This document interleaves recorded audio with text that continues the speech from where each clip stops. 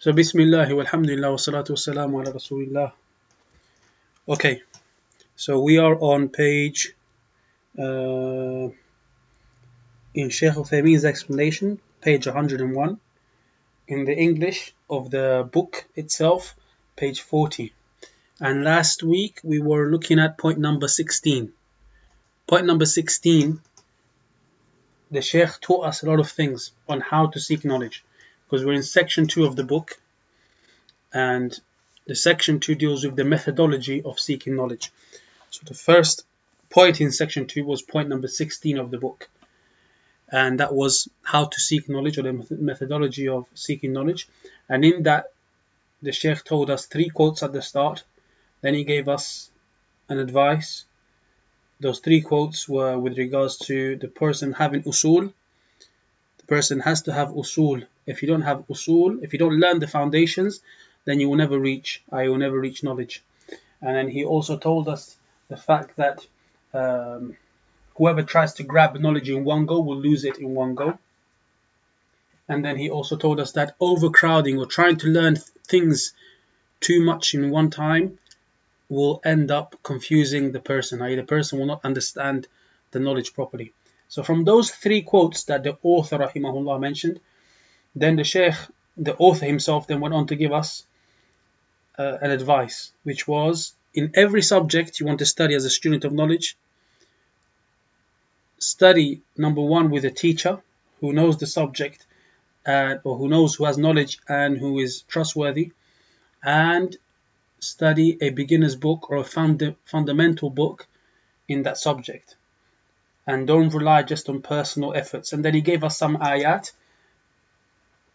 He gave us 3 ayat, and from those ayat we took the fact that even the Quran was revealed in parts, and part of the wisdom is so that the Prophet ﷺ's heart would be strengthened. And then the author then gave us 6 steps to learning. So the first step, memorize a concise book in the field. So for every subject, he said, memorize a concise book. Number 2, perfect it by studying it with a proficient teacher. Number 3, don't go into the bigger books. Number 4, don't swap from one book to another without a reason. Number 5, make sure you capture any fawaid, any benefits. I write them down. Make sure you know where they put them somewhere where you're going to remember it. And number 6, make sure you're mentally ready for seeking knowledge, for learning, and push yourself forward. Don't be somebody who is going to stay at the same level all the time. And then the author spoke about, okay, can you study more than one subject at the same time? And what subjects should a person start with? And then he gave us examples of tadarruj, or this idea of gradual learning, stair-step learning, where you have level 1, then you go to level 2. He gave us an example from different books in his area, and then went on to tell us, okay, this is how they used to do it in their place. So they had beginners. After a person finishes the Quran, they have beginners, intermediaries, and advanced students. And for many of the subjects, he went and gave us an introduction to some of the books, which is what we covered last week. And then we were towards the end of this point, which is where we stopped. And before that, last week, he's also warned us against, don't be fooled by people who say you don't have to memorize, and don't rely on pamphlets and manuals that professors give you. Rather, stick to the well-known books, because the well-known books have been tried and tested. And we spoke about what Shaykh Uthaymeen said, rahimahullah, with regards to memorization. He said memorization is very important. Don't be deceived by people who tell you just understand, don't worry about memorizing. He said we memorized when we were younger, we memorized and we learned a lot of books, we read a lot of books, and we found that Allah subhanahu wa ta'ala benefited us a lot with what we memorized. That's what remained with us. That's what Shaykh Uthaymeen says. So a person has to be, if he wants to be a student, or if she wants to be a student, then inshallah ta'ala they must memorize. There's no way around it. And we said there, for a person to be a student, if he or she really wants this title of a student of knowledge, then every subject, or most of the subject, there should be something memorized. Let alone you haven't even studied it yet. You have studied it and you've memorized the beginner's book in it. That's the student of knowledge. You can be a good Muslim without doing that, definitely. You can be a very good Muslim without doing that. But if you want to be a student of knowledge, then that's the way it should be. Today then, inshallah ta'ala, we'll go from where the Shaykh rahimahullah ta'ala mentioned, stopped at.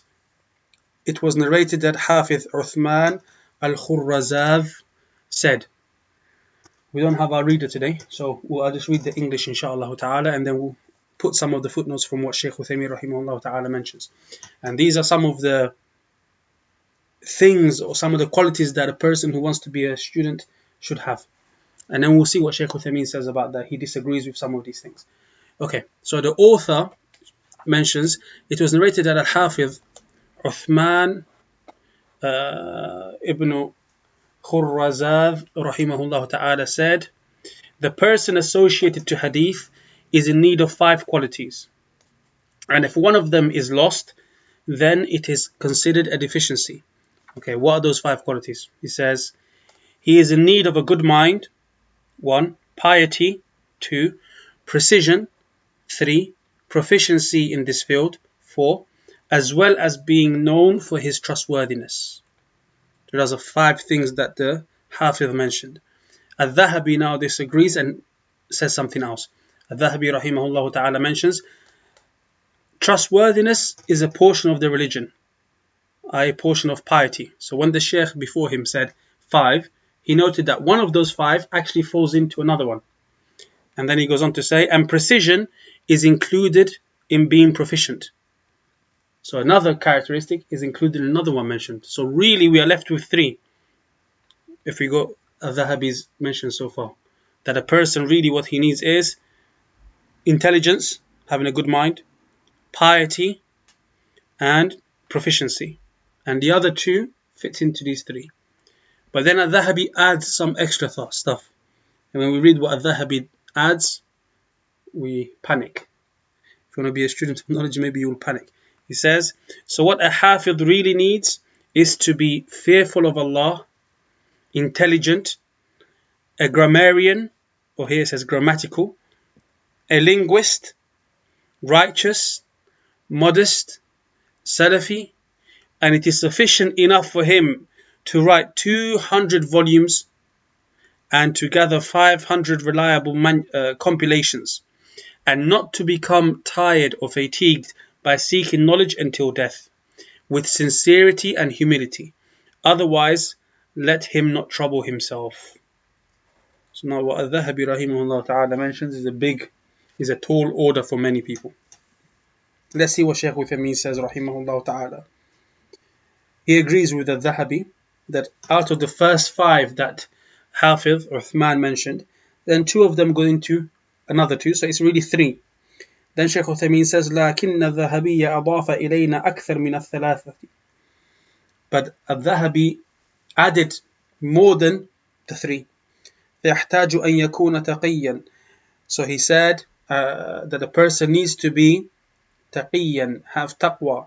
Shaykh Uthaymeen goes on to mention the importance of taqwa, that it is the asl of ibadah, and he says التقوى هي فعل أوامر الله واجتناب نواهيه لأن الوقاية من عذاب الله تكون بذلك.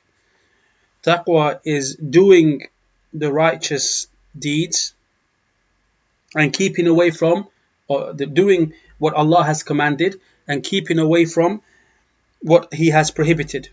Because wiqaya, because protection, which is what taqwa the word comes from, is not attained, or it is attained through that. Protection from the punishment of Allah is attained through that. So number 1, that the student has to have taqwa. Number 2, that he should be intelligent, dhakiyan. I.e., without this intelligence, Shaykh Uthaymeen gives the example of somebody who memorizes. He said there are some people who memorize a lot, but they're not intelligent. They are not intelligent. They don't have this natural intelligence. So they become like a copy, like a photocopy of a book, like an extra copy of a book. And he gives an example of a person who had memorized a certain book and he didn't understand it. So all he was a walking copy. So his friends, when they used to revise certain issues, they would ask him, what did Sheikh so-and-so, the author of the book, what did he say that in that place? And he would tell them, oh, he said this, this, this, and this. He would tell them what the author said. But he himself did not have the intelligence to extract points from it and to be able to use it. So he was just a copy. And then Shaykh Uthaymeen goes on to mention, and there are some people who are the opposite. They are very intelligent, but they haven't got the memory. Then, going with al-Dhahabi's list, al-Dhahabi then mentions Nahwiyan Lughawiyan. Nahwiyan, grammarian. Shaykh Uthaymeen says that this is the person who pays attention or who deals with the endings of words, the changing or how a word changes at the ending in order to indicate its function in a sentence. This is what is Nahu, what grammar is, which is to do with al-i'rab and al-bina. How a word changes at the end in order to indicate the meaning or the function in the sentence. So when it has fatha, dhamma, kasra and so on. Lughawi is that a person knows the language. It's translated here as a linguist. And what it means, Shaykh Uthaymeen says, يدخل فيه علم الصرف وعلم مفردات اللغة. What enters under this subject, or being a linguist, a lughawi, is that a person knows ilm tasrif, how the words change, how you build a word, how do you make a word and put it on different patterns to give it a different meaning. So you have the root word, for example, kataba. Okay, when you say katib, you take that root word and you put it on a certain wazn, it becomes something. When you say yaktubu, it becomes something else. It's the same root letters and you've added some letters in order to give it a different meaning. When you say maktub, same root letters but you've added things to give it a different meaning. So this is to do with the ilm al-sarf. I think in English they call it morphology or something along those lines. And Shaykh Uthaymeen goes on to say, in order to be lughawi as well, he needs to have knowledge of mufradat al-lugha, the words that are used in the language, the words that are used in the language. And this is a vast subject, and I always give an example when we do Arabic lessons.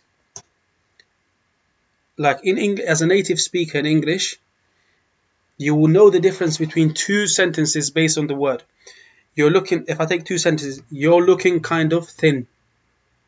Second sentence, you're looking kind of slim. Okay, what's the difference? So, if someone says you're looking kind of slim, these you're looking kind of thin.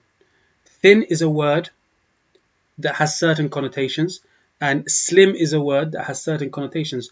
Someone who's not a native speaker may use them interchangeably, but someone who's a native speaker of the language understands subconsciously the different connotations.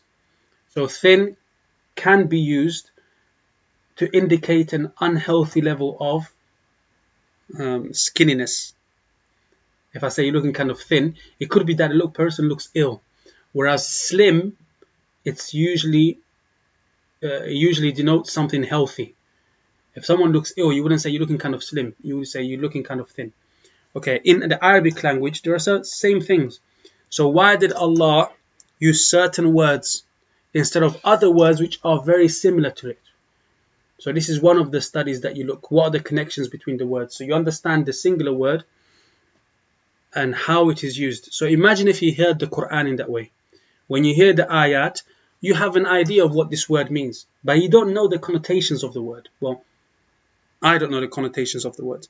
Most people don't know when they study Arabic as a second language. So imagine when the Sahaba radiallahu ta'ala anhum heard the Quran, they understood the subtle connotations of the words that Allah subhanahu wa ta'ala used. And that makes a big difference. So a student of knowledge needs to pay some attention to understanding the words themselves. What do the words mean? And what are the connotations of some of those words? And why did Allah use this word and not the other words? And how, when words are used in certain phrases, how do they change? So those were two other characteristics that a student should have. Then Sheikh Bakr goes on to mention Zakiyan, okay, which is translated here as righteous. And Shaykh Uthaymeen mentions that az-zaki, someone being az-zaki wa taqiyu, and someone having taqwa, are very similar wordings. But he said if they are used together, then what taqi would mean is that a person keeps away from the punishments, keeps away from the prohibitions, so he avoids the punishment. And zaki would indicate that the person does the good deeds. So if they are used together, then these have those subtleties.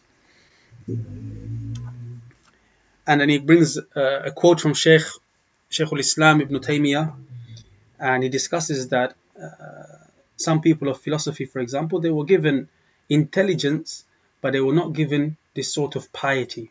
So there are some people in the dunya that are intelligent, but they may not have the piety aspect of it, the sincerity and that wanting to be close to Allah subhanahu wa ta'ala and so forth. And then the next quality that the author mentions from al-Dhahabi is that the person should be modest, which sometimes is translated as shy, to have shy or modesty.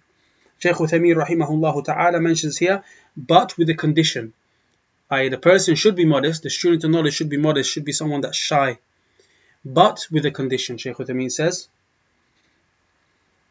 لهذا قال بعضهم, some of them mentions لا ينال العلم حيي ولا مستكبر.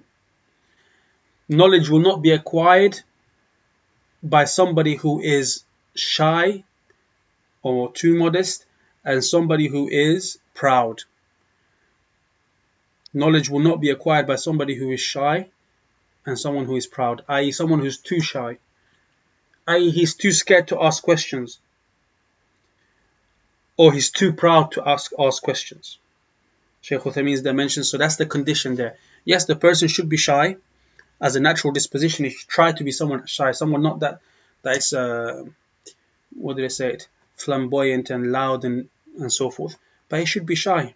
And this is some of the issues that we face with regards to marketing and this kind of social media world that we live in. Because if the student, and by definition then the alim, has this shyness, has this kind of modesty that he does not want to be praised and so forth and have certain titles and so on, then how do the general people know that they should take knowledge from this person? I mean, if you look at, I don't know, those of you in the Zoom class, if you look at the last 5 videos that you watched on YouTube with regards to knowledge, did you click on them because they had a good thumbnail, because the person in the thumbnail looks interesting? Was there clickbait? Okay, so if we're living in that type of world, then us students, we have to be careful not to become engrossed in that type of thing to the point that we lose a kind of modesty, we lose a kind of shyness. So it's a difficult balance in some ways, because if you don't have that, maybe some people may not benefit from the lectures. So there's a balance there. We shouldn't be people that are misguided by the external look of things. So there may be some very beneficial lectures by a sheikh, but we don't really study them that much because the effects are not as good as some other people's lessons. We should value the knowledge for what it is, not necessarily just for the outward appearance of it. Next quality that the author rahimahullah ta'ala mentions is that the student or the person connected to hadith should be Salafi. And Shaykh Uthaymeen says here, يعني, he means يأخذ بطريق السلف في العقيدة والأدب والعمل والمنهج وفي كل شيء, is that the person takes the path of the Salaf, the early predecessors, the righteous predecessors, in aqidah, in his belief, in his adab, in his mannerisms, in his actions, in his amal, in his manhaj, in his methodology, and in everything. وفي كل شيء. لأن السلف هم صدر هذه الأمة, because Salaf, they are the first of this ummah. الذين قال فيهم النبي أو الرسول صلى الله عليه وسلم, those who the Messenger صلى الله عليه وسلم said about them, خير الناس قرني, the best of people are my generation. ثم الذين يلونهم ثم الذين يلونهم, then those that follow them and those that follow them. So notice what Shaykh Uthaymeen said in this part, that a person should follow the early Muslims that the Prophet sallallahu alaihi wasallam praised. And that doesn't just come in one aspect of the religion, but also includes their acts of worship, also includes their mannerisms and how they used to be. Then, this is the hard part that the author mentions, or that al-Dhahabi rahimahullah mentions, which is that the person should write, it is sufficient for him to write 200 volumes by his hand. He's authoring 200 volumes. And Shaykh Uthaymeen rahimahullah ta'ala says, first of all, we console ourselves with hope that when we say volumes, when al-Dhahabi is saying volumes, inshallah it only means that 50 pages or so. So when you say 200 volumes, each one is 50 pages or so. Not like in our times where the volumes are much bigger than that. Because nowadays the volumes with the printing press and stuff go into hundreds, 600 pages for example. And Shaykh Uthaymeen says, I think if somebody was to try to accomplish that, even if he writes night and day, he may not be able to accomplish it. I.e. to write 600, a volume being 600 pages, and he writes 200 of those volumes.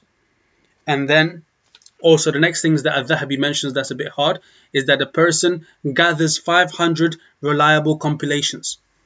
And Shaykh Uthaymeen says, with regards to this, the person should do it according to level. على كل حال هم يقولون على قدر حالهم. They say what they are able to do. They are speaking with what they can do. Shaykh Uthaymeen goes on to mention with regards to these two things something interesting in a bit. So I'll mention the next part, and then at the end of this quote, Shaykh Uthaymeen is going to mention something very important. And then al-Dhahabi goes on to say that the person does not become tired, i.e. the student does not become tired until death, with seeking knowledge until death. Shaykh Uthaymeen rahimahullah ta'ala was on to say, وَهَذَا صَحِيحٌ فَيَنْبَغِي لِطَالِبِ الْعِلْمِ أَلَّا يَفْتُرَ لأنه إذا عود نفسه الفطور والكسل اعتاد ذلك ومن طلب العلا سهر الليالي ويقال أعط العلم كلك تدرك بعضه وأعط بعضك يفتك كله. Shaykh Uthaymeen said this is correct. The student never stops until he passes away, until death. He keeps learning. And there's a lot of statements from the Salaf with regards to this type of statement, that a person learns until he passes away. And Shaykh Uthaymeen mentions one of those statements, which comes in different wordings, depending where you get it from. But the meaning, the rough meaning of this is, if you give all of yourself to knowledge, you may achieve, knowledge will give you part of itself. And if you give part of yourself to knowledge, then you will never get any part of it.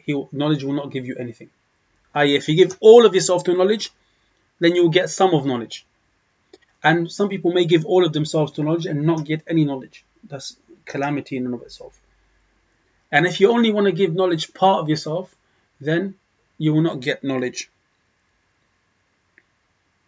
But Shaykh Uthaymeen goes on to say, فَالْعِلْمُ يَحْتَاجُ إِلَى تَعَبٍ وَعَنَاءٍ لكني أقول إن الإنسان إذا ترعرع في العلم سهل عليه أن يعلم أشياء قد لا تكون في بطون الكتب لا سيما مع النية الخالصة وإرادة الحق والحكم بشرع الله تعالى فإن الله يهبه علما لا يطرأ على باله.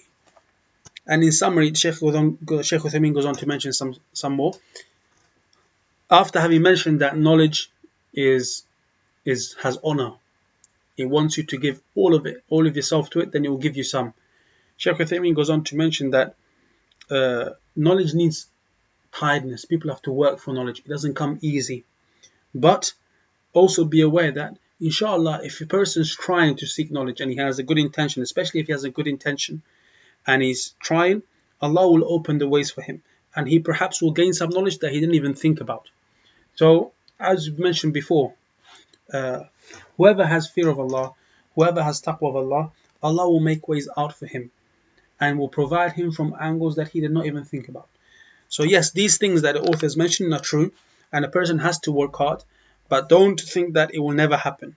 Try your best as a student, and inshallah ta'ala, something will be there. But if you don't try your best, then the answer is also there. And then the author went on to mention with sincerity and humility. And Shaykh Uthaymeen says, yes, these are two important things. التواضع من أهم ما يكون أسأل الله أن يرزقني وإياكم التواضع للحق وللخلق للحق والخلق. التواضع, being humble, having humility, is one of the most important of things. So ask Allah subhanahu wa ta'ala to give me and you tawadu' for the truth and towards the people. And he went on to mention that this is one of the characteristics of the Prophet sallallahu alaihi wasallam, and he was praised for his manners and characteristics. Then the last part of al-Dhahabi's quote, otherwise, i.e. if the student does not have these things, otherwise then let him not trouble himself. I.e. give up. Don't worry, give up from now. If you cannot do what I've mentioned above, give up from now. Shaykh Uthaymeen says, don't do it if you don't have these characteristics. This is what he means. Give up from now if you don't have these characteristics. لكن نقول, but we say, عفى الله عنك يا ذهبي. May Allah pardon you and overlook you, O Imam al-Dhahabi. ارجع إلى قول الله تعالى. Go back to Allah's statement. فاتقوا الله ما استطعتم. Fear Allah as much as you can, according to what you can. ولنعامل الناس بما يمكن أن يقوموا به وإلا لنفر الناس فلو قلنا لنفر الناس. So we should deal with people according to what they can deal with, according to what they can do. Otherwise, people will run away from this. فلو قلنا للطالب, because if we said to a student, يكفيك أن تكتب 200 مجلد بيدك. It is enough for you to write 200 with your hand, 200 volumes with your hands. وهذه الكفاية وإلا فالأكمل 500 أو 600 مجلد. And this is the minimum, but you can do more. And he mentions another number. ويكفيك أن يكون عندك من الدواوين 500 مجلد والأكمل 1100. And you should have from books 500 at least. فلو قلنا للطالب هذا, if we said this to a student, لثقل عليه الطلب, then seeking knowledge will become very difficult for him. لكن نقول, but we say, يكفيك أن تكتب بيدك ما تقدر عليه. It is enough for you, O student, to write with your hand that which you can handle, what is proportionate for you. بشرط الحرص والنشاط في طلب العلم والله الموفق. With the condition that you have enthusiasm, you show and some sort of energy, you want to do something in seeking knowledge. And Allah subhanahu wa ta'ala is the one that's going to grant success. So notice now, Ibn Uthaymeen rahimahullah ta'ala disagreed. But how did he disagree, and what did he say, and how did he reply when he disagreed? These are very important etiquettes. And also it gives you the understanding of Shaykh Uthaymeen. Sometimes when you read some books, you will see certain descriptions of how to be a student of knowledge, or anything of how the scholars are. And you think, wow, I'm never going to be like that. Or let me not teach until I get to that level. Or let me, start learning when I get better. But it's a process. When you first start practicing or start learning, you may think, I'm never even going to be able to memorize 5 juz. But then after a while, once you learn Arabic, you do a bit, inshallah, you find you do 2 juz, you find you still have some energy, you can do 3, 4. And by the time you do 5 juz, you think, I can do more. Or you might think, I'm never going to be able to even write one small 10 pages in Arabic, an essay in Arabic.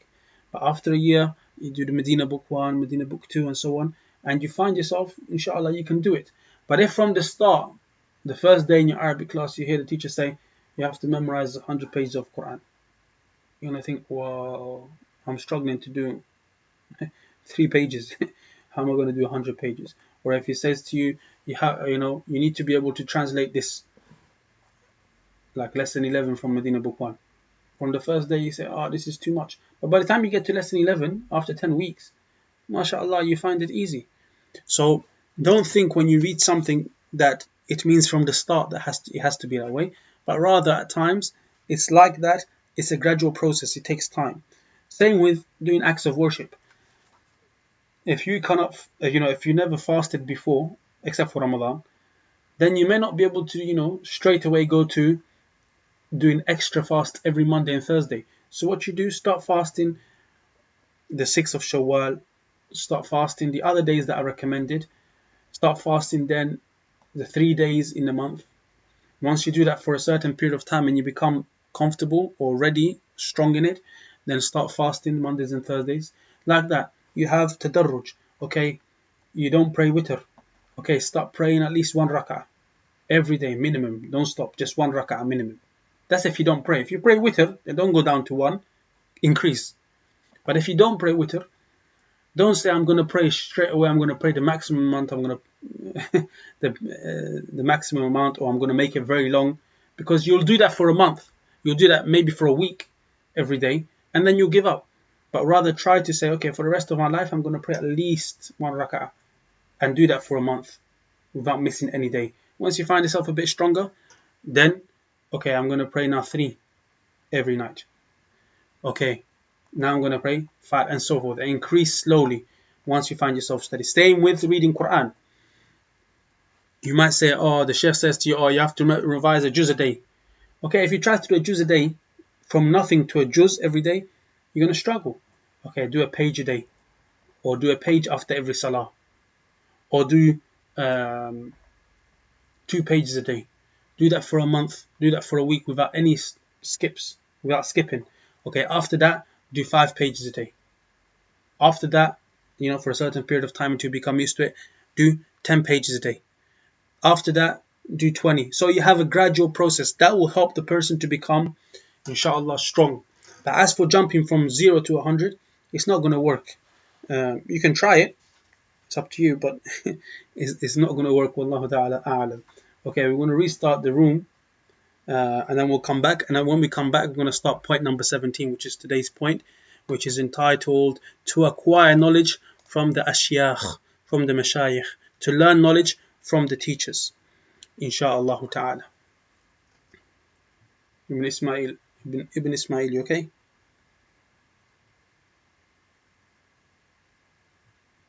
Sorry, I was sent that. No problem.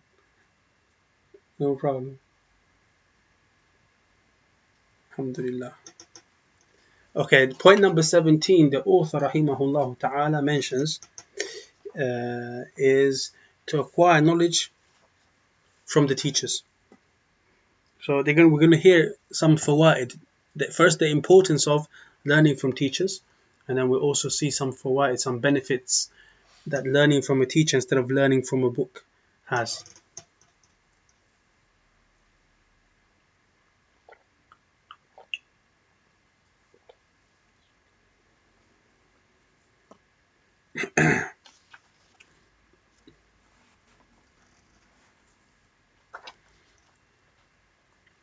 So the author, rahimahullah ta'ala, says the basis of acquiring knowledge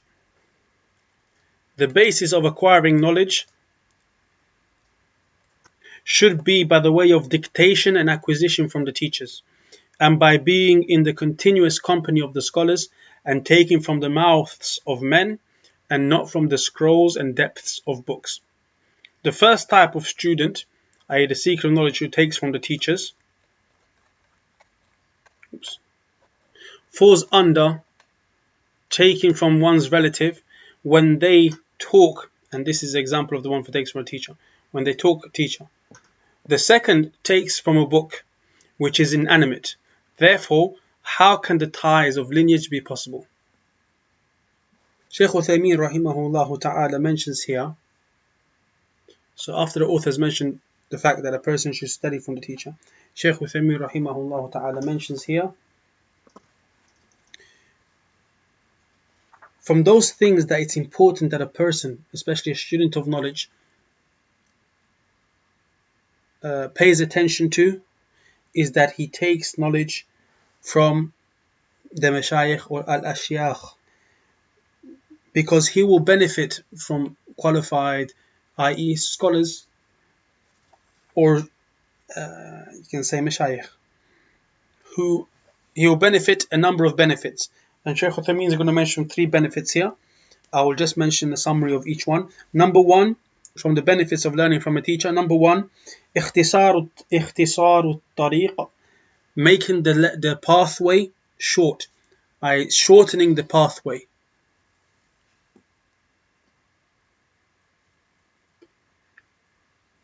If you don't have a teacher and you're studying from a book, and you don't understand, or you want to know certain part, something very small, something very that appears to be very simple, you have to search through the whole book. It takes time. Whereas if you learn it from a teacher, if your teacher's there, you can just ask him quickly, and the sheikh will tell you where the issue is, what the issue is, what's the valid opinion, and so forth. Second one, as-sur'atu fil idrak, that you will understand things quickly, that you will be understanding, comprehending things quickly. Why? Because the author, when he writes a book, he may give you one example, but the teacher, if you don't understand something, the teacher will be able to give you 3, 4, 5 examples, or look at it from a different way, and give an example from a different angle, which would help you. Number 3, Shaykh Uthaymeen mentions الربط بين طلاب العلم والعلماء الربانيين, the connection, keeping a connection between the students of knowledge and the scholars, which are cultivating scholars that build and cultivate the student. And this is also very important, because many of the manners that we don't see, or we don't have perhaps, are due to us maybe not spending enough time with the teachers and not learning with scholars who are older and senior. And in Ta'zeem al-Ilm, we discussed, the Sheikh, the author of Ta'zeem al-Ilm, mentioned the conditions from or for benefiting from younger students, younger scholars. So if someone wants to study with a younger scholar, there are some conditions for it. There are some things that a person should keep in mind, because ultimately the person should always try to rely with those who are senior in both age and knowledge. In knowledge, and generally speaking, and also in age, because generally speaking, when the older a person gets, the more experience and the more wisdom they have. So it's not just that they have knowledge in terms of the information that Allah subhanahu wa ta'ala has given, but also they have good taqwa and or better stability in their religion, because fitna is closer to the youth. When you get older, the pathways of fitna tend to be less. You're more stable, you're more settled. Whereas when you're younger, the person is not as stable. Shaykh Uthaymeen rahimahullah goes, says, فَهَذِهِ مِنْ فَوَائِدْ تَلَقِّي الْعِلْمِ عَنِ الْأَشْيَاخِ. These are some of the benefits, he mentioned 3, that occur from taking knowledge from the ashyakh or the mashayikh. ولكن سبق أن الواجب أن يختار الإنسان من العلماء من هو ثقة أمين قوي. But he has preceded that the student or the person should select from the scholars him who is trustworthy, relied upon, depended upon, and strong. وعنده علم وإدراك, and he has knowledge and comprehension. That the scholar has knowledge and comprehension. ليس علمه سطحيا, his knowledge is not just superficial. وعنده أمانة, and he has trustworthiness, i.e. the scholar. وعنده عبادة, and he has also worship, i.e. the scholar. When you take a teacher, that he also has worship, because فإن الطالب يقتدي بمعلمه, because the student is going to follow and look up to the teacher that's teaching him. So this is another important thing that a person should keep in mind, especially now we may not have scholars, because we're in London, for example. You may not have major scholars and so forth, but you have even people that are older who may not have as much information as some of the younger teachers, but they are more of a role model, and that's very important. So when people come back from studying and they know that there are teachers that are older and have wisdom and so forth, they should be careful about not making sure that students are have those type of role models, and not just trying to be a role model while you're still young, because as we mentioned, being young is closer to fitna than someone being older. Then the author rahimahullah ta'ala goes on to mention, it also used to be said, whoever enters knowledge alone will emerge alone, I will come out alone, i.e. whoever becomes involved in seeking knowledge without a sheikh will emerge without knowledge, because knowledge is a profession and every profession has its experts. Therefore, it is necessary to have a proficient teacher in order to learn. Therefore, it is necessary to have a proficient teacher in order to learn. Shaykh Uthaymeen rahimahullah ta'ala mentions here, هذا صحيح وقد قيل, and it is also said, إن من كان دليله كتابه فخطأه أكثر من صوابه. Verily, the one who has as a guide his book, then surely his mistakes will be more than his correct stances. هذا هو الغالب بلا شك. Shaykh Uthaymeen says, this is the overwhelming situation without doubt. لكن قد يندر من الناس من يكرس جهوده تكريسا عظيما، ولا سيما إذا لم يكن عنده من يتلقى العلم عنده، فيعتمد اعتمادا كاملا على الله عز وجل ويدأب ليلا ونهارا ويحصل من العلم ما يحصل وإن لم يكن له شيخ. But there may be times where a person may not have a sheikh, but would be able to still get some knowledge. He depends on Allah totally and he gets some knowledge. Allah makes it easy for him to get some knowledge even from the books, and he spends night and day learning in that way. So he might get something, but that's a rare occasion. That is a rare occasion. What's the point here Shaykh Uthaymeen is making? Allahu a'lam, but what it seems is, again, is if a person fears Allah, he hasn't got the ability yet to have a sheikh, to go and sit with scholars. But if he fears Allah and he truly tries, he tries to learn his best and he depends totally upon Allah, then at times there may be a way for him and he may get some knowledge. But that's not the standard way, and that's not the preferred way. And if he does end up having a way to get knowledge by going to a teacher, going to a sheikh, then definitely he should do that. He should not become proud and say, I'm not going to go to the sheikh, I've learned already and so forth. No. Then the author rahimahullah ta'ala brings some fawaid himself. He brings some benefits of studying from a teacher, and we'll read them. It's quite a long piece, and Shaykh Uthaymeen has some points that he mentions here. Some of them we would do in a class, but because we're kind of doing it as a relaxed session, we're not going to go into details. But let's see what the author says rahimahullah ta'ala. He says, there is almost a consensus from the scholars amongst this, with regards to this, upon this. A consensus upon the fact that a person needs a teacher, except for very few who are isolated in the opinion, i.e. that it is unnecessary to have a sheikh, such as Ali Ridwan al-Misri al-Tabib, who died in 453. He was refuted by the scholars of his day and age and those that came after them. Al-Dhahabi rahimahullah ta'ala said in his biography, and he did not have a sheikh, rather he engaged himself in taking from the books, and he wrote a book about acquiring a skill by reading it from the books, and that it was more prosperous for the learner, and this is wrong. And As-Safadi wrote an extensive refutation on what he said, which was mentioned by Az-Zubaydi in his explanation of al-Ihya, along with a number of other scholars, all putting forward a number of arguments amongst them. So now this is some of the arguments for why the person should study with a teacher. Amongst them, what Ibn Batlan had put forward in his refutation, in which he said, the sixth point: there are things that exist in books that divert from knowledge, and they are non-existent in the teacher, and it is due to the distortion that occurs due to the resemblance of the letters, is one of the points, in addition to the non-existence of the pronunciation marks, another point, the mistake that occur due to strain of the eyes, third point, lack of experience in Arab, Another point, fourth point.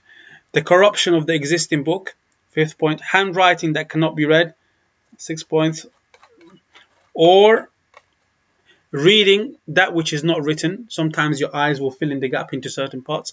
Not knowing the madhab of the author, the viewpoints. So it doesn't just mean the fiqh madhab, but also the theological madhab. Like he might be Mu'tazili, he might be Jahmi, he might be something else.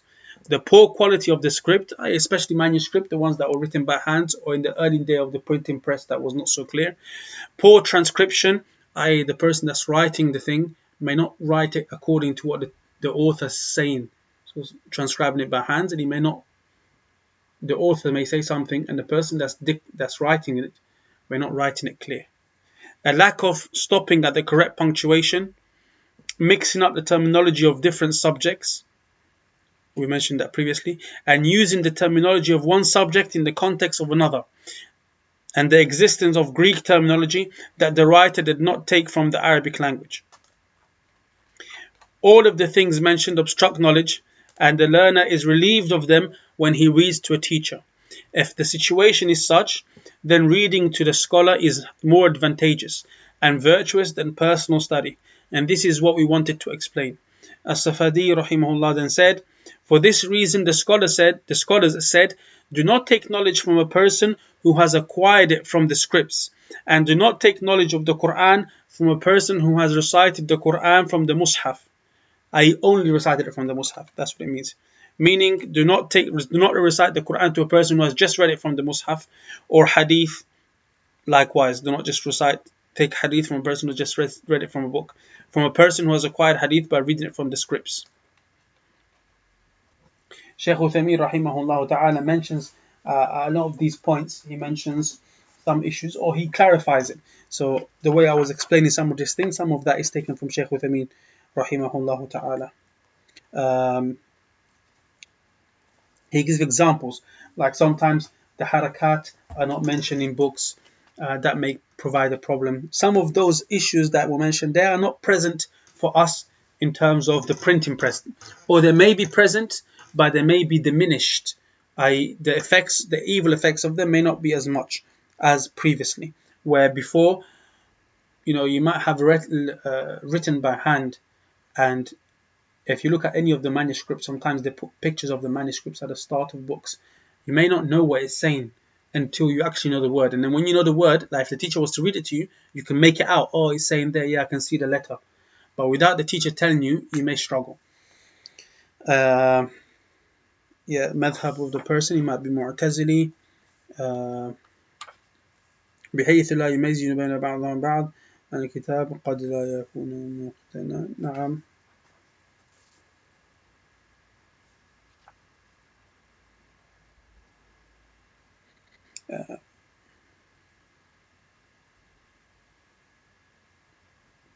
With regards to ثم نقل عن بعض العلماء, with regards to not taking, I'll just mention one or 2 points that Shaykh Uthaymeen kind of disagrees or makes a different kind of statement.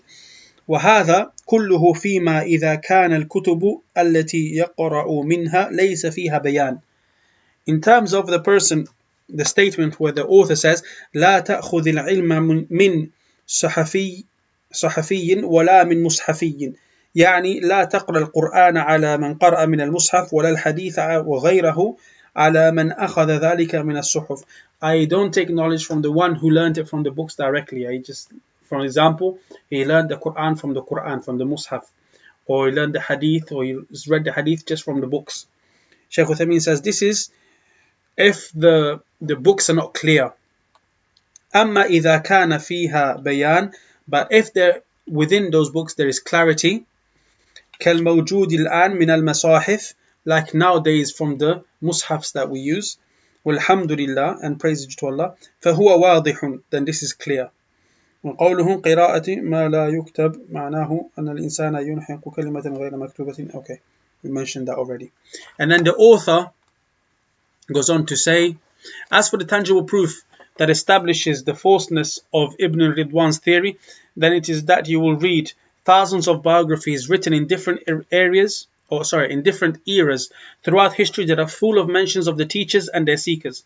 We mentioned some of the benefits up above. what we've previously read. But the author is now saying, if you want to see practically all of that, look at the fact that all the biography of the teachers, all the biography of the scholars mention that they study with the teacher. Some of them have many teachers, while others have a few. Refer to some examples of those who had many teachers, to the extent that some of them had thousands, as mentioned in Al-Uzzab, taken from Al-Isfar by the author, the Shaykh himself. Abu Hayyan Muhammad Yusuf al-Andalusi used to say when Ibn Malik was mentioned to him, where are his teachers? And Al-Walid said, Al-Awza'i used to say, this knowledge used to be noble, passed down from men to men. But when it became when it entered in the books, the wrong people became involved in it. A similar account was narrated by Ibn al-Mubarak from Al-Awza'i. Without doubt, flaws can occur when taken from the script, even with an ijazah, especially at the time when there was no dotting or vowing, so that in turn the word could become distorted in a way that would change the meaning. Such flaws are non-existent when taken from the mouths of men. Errors also occur when narrating from memory, as opposed to narrating from an edited script. Ibn Khaldun researched this topic very well in his famous book Al-Muqaddimah, and it was said by some in poetry, and whoever does not read the books to the scholars, then his certainty in difficult issues is conjecture. I.e., even though he thinks something is clear, the person doesn't take knowledge from the scholars, even though he thinks something is clear, rather it will be something that's not clear. So don't be fooled by people's confidence. Abu Hayyan used to frequently recite the following lines of poetry: the gullible one wrongly assumes that books can guide the one of understanding in attaining knowledge, and it escapes the ignorant that in it are obscure issues that confuse the mind of a person with understanding. And if you wish to attain knowledge without a teacher, you will stray from the straight path, and the issues will become confusing to you, such that you become more astray than two otherwise.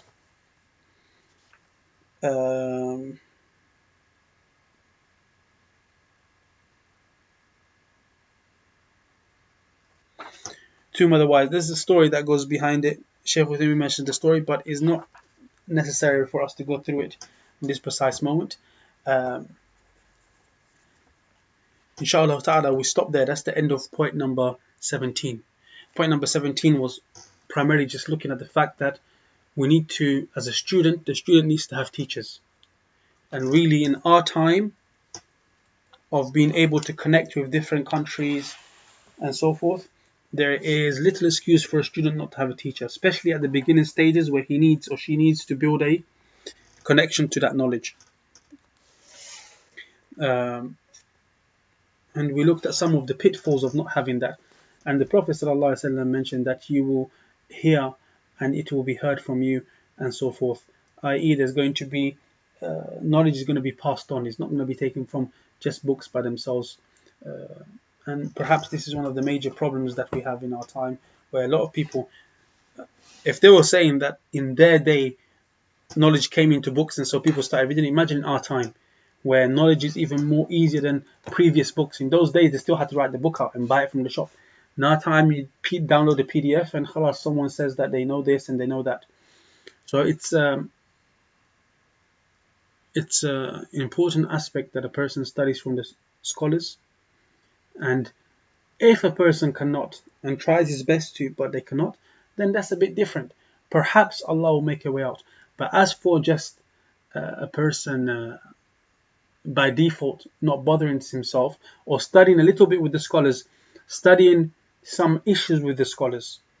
When I say some issues, i.e. he studies like a book or 2 books or 3 books, but they are furu' in the sense that what he is studying is the end product. He's not studying the usul that help him to understand the end product. Then this is still a problem. Because you will understand those issues that the scholar explained to you, but if you change the factors in those issues and you don't have the usul, then you still be confused as to how to apply it. So the usul are those things that help you to know how to categorize issues that come up in life. When does this become haram? When does this become an exception? and so forth. How can I understand this from this ayah? How can I understand it from this hadith? Usul al-fiqh, usul al-tafsir, and these sciences. If a person doesn't study that with the scholars and know it properly, then later on it will be problematic. If he just studies the fiqh opinions and some books in aqidah, which obviously is good, he will not be able to move beyond that by himself efficiently for the most part. Wallahu ta'ala a'lam. Okay, any questions on what we covered today?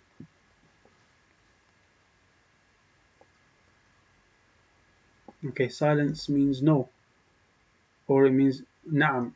Na'am was na'am, yes. You have a question beforehand, or na'am, it means silence, yeah, means no. Yes, Muhammad, go ahead. Okay, alhamdulillah, no question, alhamdulillah. Okay, go ahead, Abu Amal.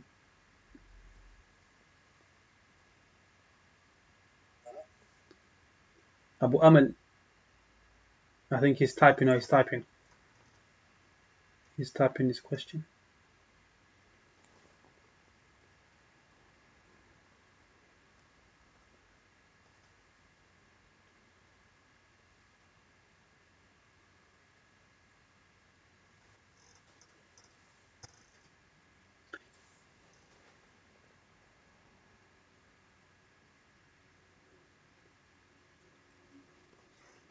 Okay, but this question is not connected to the class.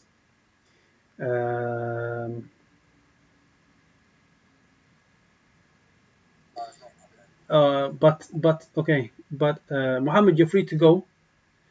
But if you want to stay and just hang out, you can stay and hang out, because I know you want to try to keep up and not fall asleep. Okay, go ahead. Mention your question as well. Okay, what's the question? Can you?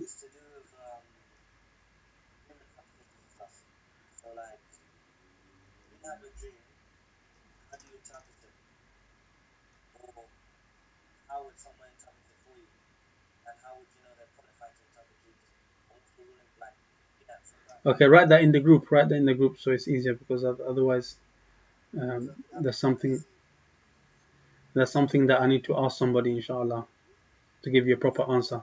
Okay. As for the other question, if a person has tears, or a person is crying, how does he know it's from the fear of Allah and not self-pity? It depends.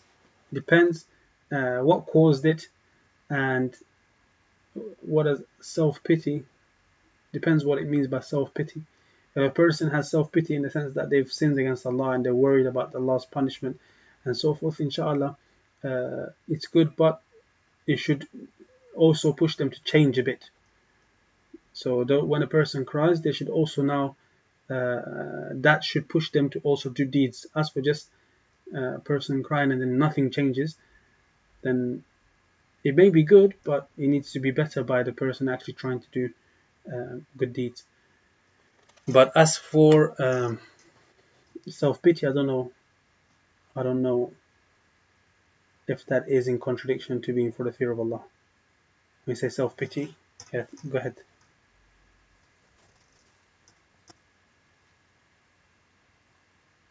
Put your mic on, so I don't know if you wanted to speak.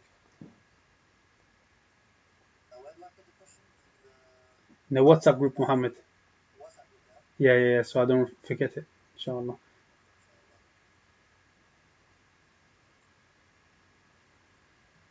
Abu Amal, you put your mic on. Go ahead, Muhammad. No.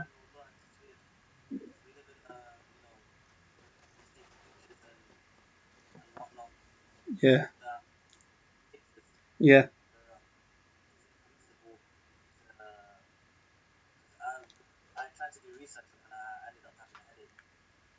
What did your research tell you? Okay, let me just turn the thing off, the recording.